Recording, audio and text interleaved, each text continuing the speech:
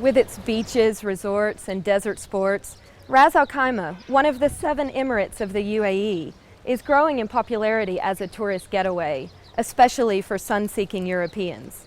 But while the emirate is relatively new to the tourist map, it established itself long ago as the UAE's industrial heartland.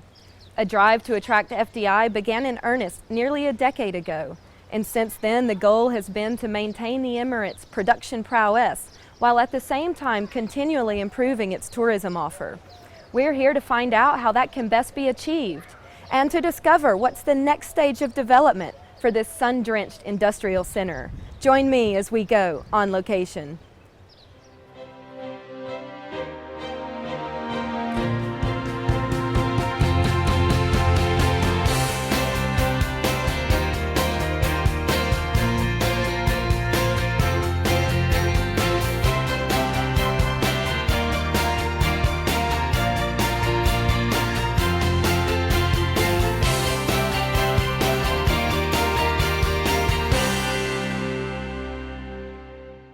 Ras Al Khaimah, or RAK, is the northernmost emirate in the UAE and one of the smallest at close to 2,500 square kilometers. Sharing a mountainous border with Oman and across the Strait of Hormuz from Iran, RAK sits just an hour's drive from Dubai. Its surprisingly varied topography is a combination of mountains, coastline, mangrove swamps, and desert. Once a sleepy trading port supported by industries like fishing, shipbuilding, and pearl harvesting, the emirate built up a manufacturing sector in the 1970s and 80s while ramping up its rock quarrying activity. Lacking in oil but blessed by raw materials such as limestone and quartz, Ras Al Khaimah is a major exporter of cement, ceramics, and aggregate, and supplied a large volume of the construction materials that built neighboring Dubai. The ruler of Ras Al Khaimah, Sheikh Saud bin Sakr al-Qasimi, has laid out a vision for the emirate that is based on diversifying the economy, promoting industrialization, and increasing tourism.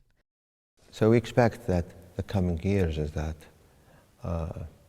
we grow the number of tourists who come here, enjoying the competitive location, the beautiful landscape that we have between the beach, the sand dunes, and the mountains, and the great history that we have, and the great hospitality of our people, and the lovely sunshine, security, health.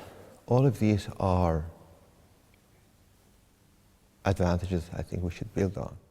According to the RAK Tourism Authority, since 2011, the number of guest nights spent by visitors in Ras Al Khaimah has nearly doubled. The hotel occupancy rate is around 70%, and major international hotel chains have arrived to help fulfill demand. The key areas that tourists are coming to Ras Al Khaimah for are clearly the beaches. You know, we've got 65 kilometers of beaches. We've got pretty much good weather all year round. We've also got mountains and fantastic topography, and those features are unique. None of the other emirates have them. Change is coming rapidly to Ras Al Khaimah, and it's receiving more and more attention from the outside world. We feel that the momentum that we've gained over the past few years is really, really strong. And the other thing about Ras Al Khaimah is that it's still at the early stages of its evolution. So whilst we're experiencing very good growth already, we really do feel the sky's the limit in terms of some of the plans that we've got and the potential for the emirate in general. We have weathered the economic recession that the world witnessed in good numbers, and I'm looking forward actually with optimism that in the coming years we can do better. Many of the people that we spoke with in Ras Al Khaimah mentioned the word relaxed when talking about life here, and there is a nice relaxed feel to the place. But development is happening at a healthy pace, and the economy is evolving along with the times.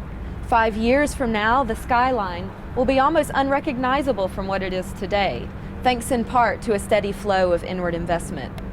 In the meantime, those international investors who've arrived already will continue to soak up the tax and business advantages and the sun.